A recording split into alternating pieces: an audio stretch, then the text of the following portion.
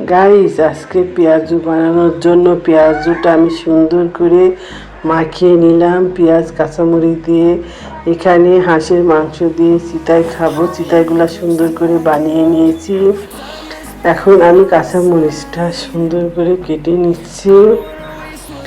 ঝাল ঝাল পেঁয়াজু না হলে খেতে ভালো লাগে না, একটু পেঁয়াজুতে ঝাল না হলে হয় বলেন। পেঁয়াজুটা সব প্যানের উপরে দিয়ে দিছি, এখন লাল লাল হয়ে গেছে। আমি উল্টায় পাল্টায় নিব।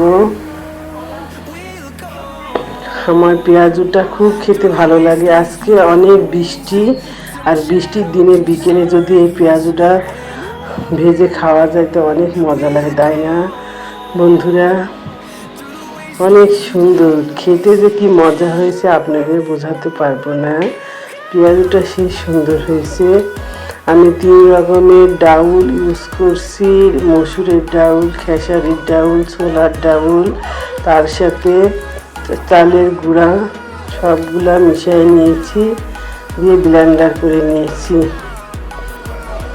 চিতাইটা অনেক সুন্দর হয়েছে।